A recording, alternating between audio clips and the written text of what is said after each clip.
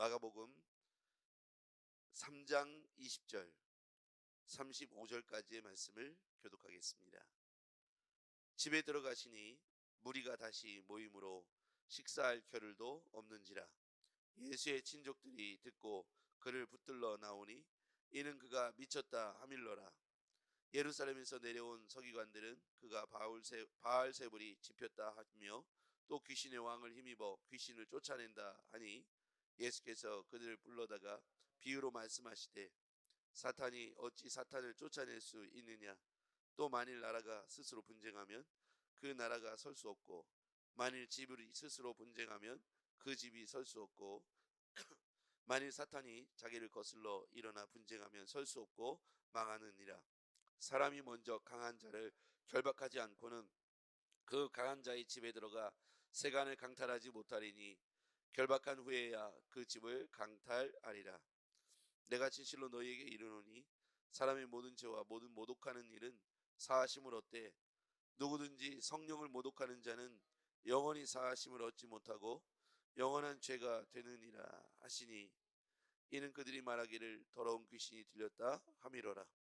그때에 예수의 어머니와 동생들이 와서 밖에 서서 사람을 보내어 예수를 부르니 무리가 예수를 둘러 앉았다가 여짜오되 보소서 당신의 어머니와 동생들이 누이들이 밖에서 찾나이다.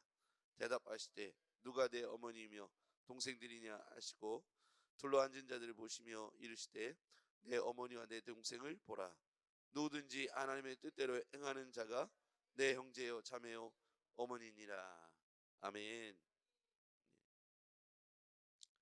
오늘의 본문에는 세 부류가 등장합니다. 첫 번째는 예수님의 친족들이 등장하죠. 예수님이 사역에 바쁘시고 많은 기적이 나타나자 이제 여러 무리들과 충돌을 하게 됩니다. 그 첫 번째가 종교 지도자들이었죠. 바리새인, 사두개인, 서기관들이 예수님의 사역을 신성모독이라고 규정하고 특히 예수님께서 죄를 사하시자 작은 자야 내 죄가 사해졌느니라 이 말씀을 하시자 득달같이 달려들어서 누가 감히 하나님만이 할 수 있는 죄사함의 흉내를 내느냐, 신성모독이다. 그러면서 예수님을 어떻게든지 예수님을 그 무리들 가운데 떼놓고 그 인기를 없이 하며 죽일 수 있는 이유를 찾고자 종교 지도자들은 기득권을 유지하려고 예수님을 신성모독이다 하는 죄를 씌워서 어떻게든지 제거하려고 합니다. 오늘도 보면 서기관이 두 번째로 등장하는데 이 서기관도 역시 지금 예수님께서 계속해서 안식일의 논쟁, 안식일에 예수님께서 밀을 까불러서 제자들과 함께 먹는 것을 보면서 일을 했다. 감히 안식일의 율법을 어겼다. 그 예수님께서 안식일이 누구를 위해 존재하는 것이냐? 아픈 자를 위해서 존재하는 것이냐? 이렇게 예수님과 이 종교 지도자들 사이에서의 논쟁이 계속됩니다. 그것은 아마 예수님께서 그렇게 사역을 하시자 불안한 사람들이 있었던 것 같아요. 그 첫 번째 부류가 우선 우리가 친족들을 좀 보겠습니다. 2절, 21절 말씀을 같이 한번 볼게요. 21절 같이 읽어보겠습니다. 시작. 예수의 친족들이 듣고 그를 붙들러 나오니 이는 그가 미쳤다 하밀러라. 왜 예수의 친족들이 그들의 이야기를 들었을 때 미쳤다 하는 말을 들었을까요?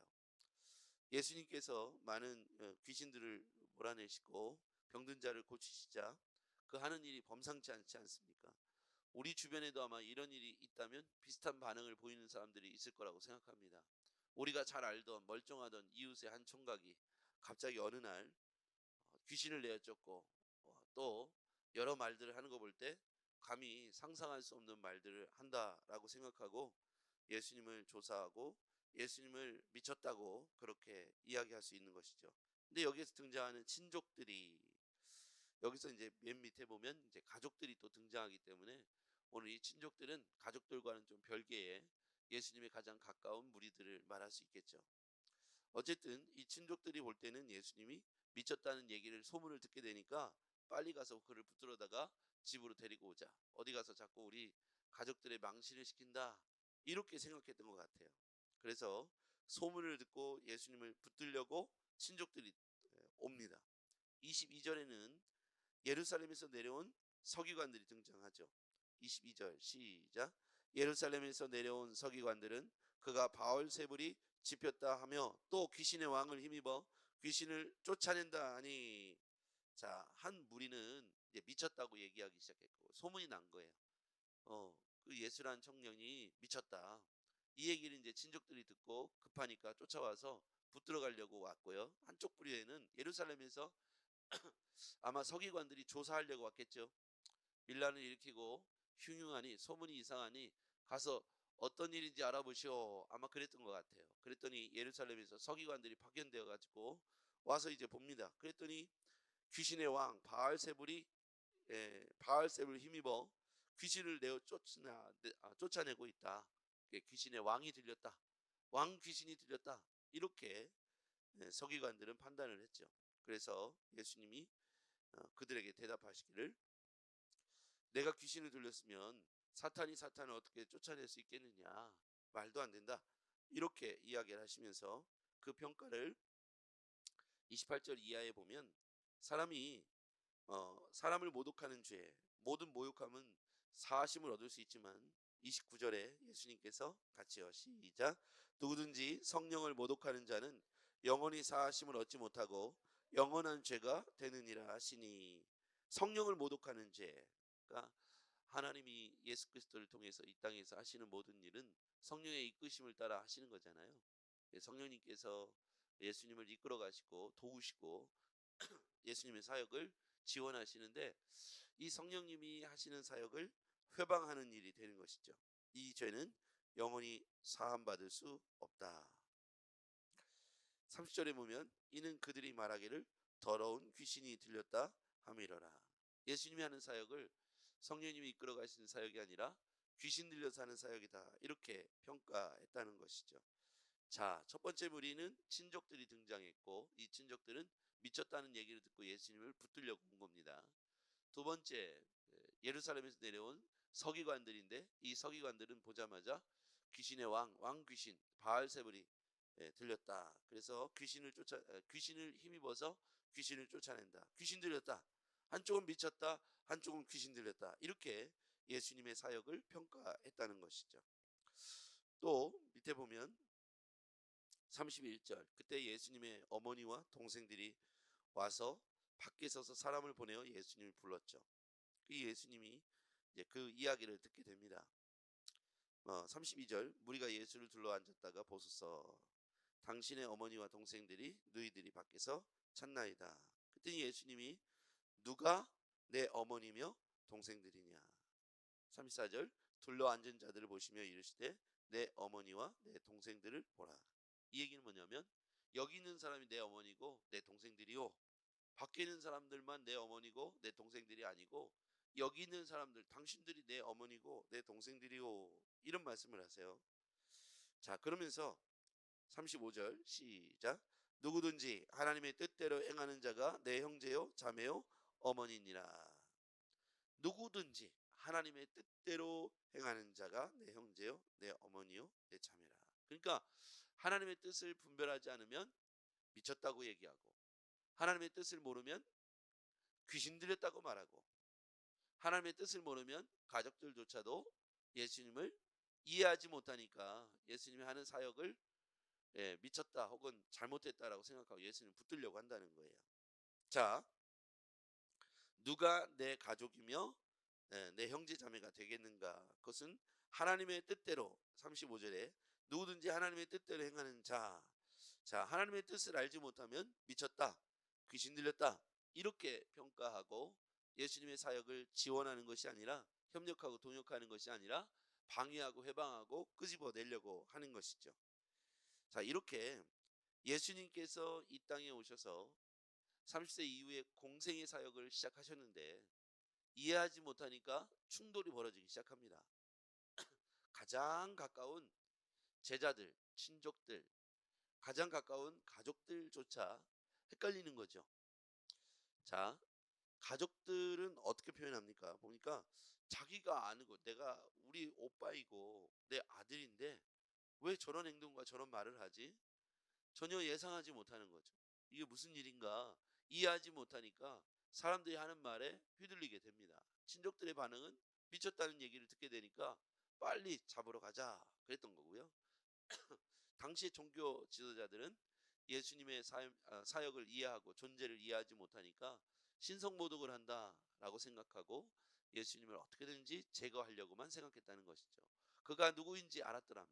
근데 그가 누구인지 알으려면 모든 이 주체들이 친족들, 가족들, 이 종교 지도자들, 이 모든 사람들이 하나님의 뜻을 분별했더라면 예수님을 메시아로 인정하고 예수님의 사역과 사명을 이해하고 존중하고 따랐을 텐데요. 그런데 가까이에 있었던 제자들, 예수님 옆에서 수많은 기적을 보았고 가르침을 받았던 제자들도 예수님에 대한 오해가 있었죠.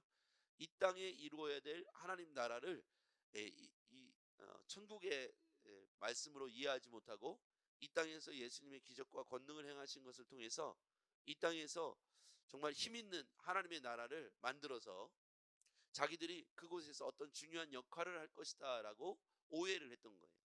그래서 누가 무엇을 하고 누가 무엇을 하고의 논쟁에 빠졌던 겁니다. 누가 더 크며 누가 더 예수님의 주변에 있을 수 있는지를 서로 생각했던 거예요. 그런 마음들을 예수님 옆에서 품고 있었다는 거죠. 얼마나 큰 오해입니까? 하나님의 뜻대로 행하는 자가 내 형제, 내 자매, 내 어머니다. 이렇게 표현하신 걸 보면 예수님이 이 땅에 오셔서 환영받지 못한 부류들이 있고 환영받은 부류도 있는데 제가 생각할 때는 모두에게 오해가 있었던 것 같아요.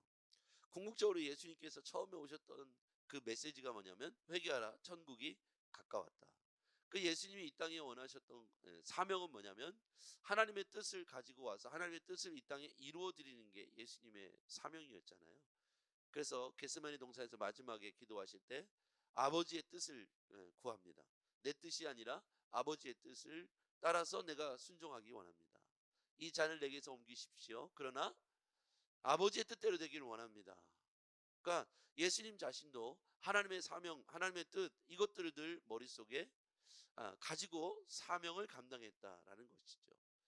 자, 우리가 하나님 말씀대로 이 땅을 살아간다는 건 우리 모두가 각자의 생각과 삶의 배경과 뜻이 있지만 하나님의 뜻이라고 하는 정확한 명제 앞에 우리 교회 공동체는 하나가 되어야 합니다.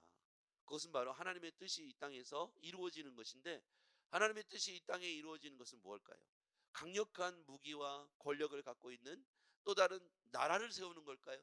제자들은 그렇게 이해했던 것 같아요. 그래서 누가 더 큰 자입니까의 논쟁에 빠졌던 걸 보면 이 땅에 강력한 나라를 세워서 기적과 권능을 행하시는 예수님을 대장으로 세우고 자기들이 뭔가 한 자리씩 할 것이라는 기대가 그 제자들과 그 제자들의 가족들에게 있었던 것 같습니다.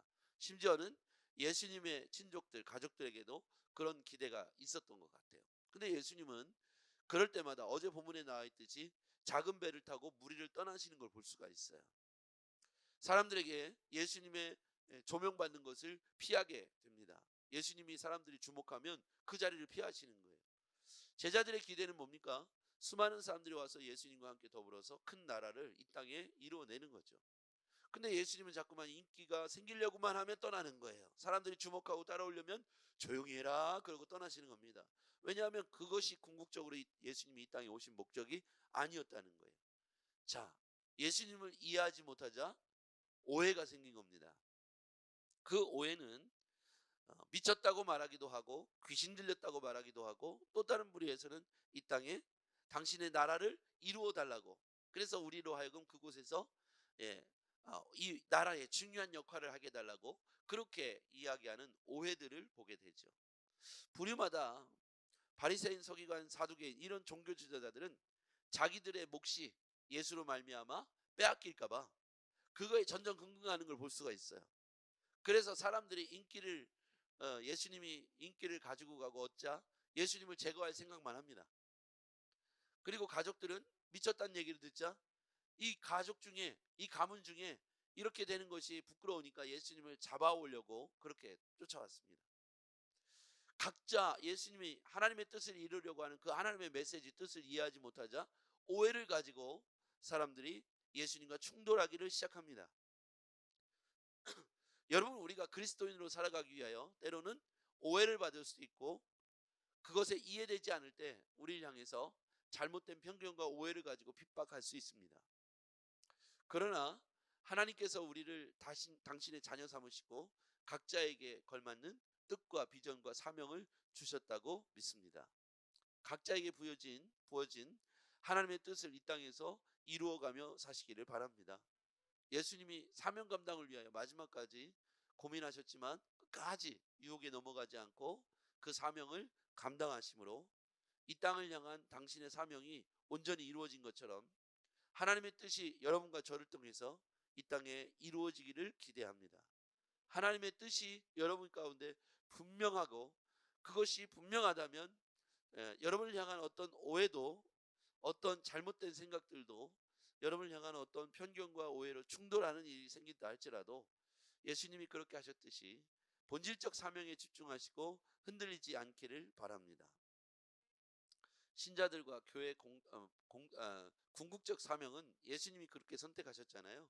사람들이 인기와 모든 이렇게 예수님을 따르려고 하는 당짓고 예수님 무리가 되려고 하고 예수님을 따라와 제자가 되려고 하는 수많은 사람들이 있었지만 예수님은 12제자에게 포커스를 맞추시고 그들과 함께 세계 비전을 말씀하시며 이 땅에 하나님의 나라가 이루어지도록 제자들과 함께 세상의 인기와 세상의 어떤 정욕과 탐욕에 물들지 않고 유혹에 빠지지 않고 예수님은 온전히 하나님의 뜻에 포커스를 맞추고 그 사명을 이루는 것에 흔들리지 않았다는 것을 기억해야 돼요. 그래서 예수님께서 마지막까지 십자가에 달리는 일까지 완벽하게 복음을 외치고 십자가에 달리는 일까지 완벽하게 수행하신 것을 볼 수가 있습니다. 여러분, 우리도 저나 여러분이 우리 교회가 하나님께서 궁극적으로 원하시는 우리의 사명에 여러분 포커스를 맞추고 살아갔으면 좋겠습니다. 우리를 이렇게 받들려고 하고 우리에게 뭔가를 유혹하려고 하고 요구하는 부정적인 것, 세상적인 것에 흔들리지 않기를 바랍니다. 기도하겠습니다. 하나님 아버지, 오늘 우리에게 말씀하시는 이 메시지를 듣게 하옵소서. 하나님의 뜻대로 행하는 자가 내 형제요 자매요 어머니라고 말씀하셨는데 우리가 하나님의 뜻에 부합된 삶을 오늘도 살아갈 수 있도록 도와주시옵소서. 예수님을 이해하지 못하고 하나님의 뜻을 이해하지 못했을 때 미쳤다고 말하고 귀신 들렸다고 말하고 신성모독이라고 말하는 사람들, 그 속에 우리가 있지 않게 해주시고 하나님의 뜻을 분별하여 우리가 정말 하나님의 뜻을 이뤄가는 그런 각자의 사명에 충실한 삶을 오늘도 살게 하옵소서. 예수님의 이름으로 기도했습니다. 아멘.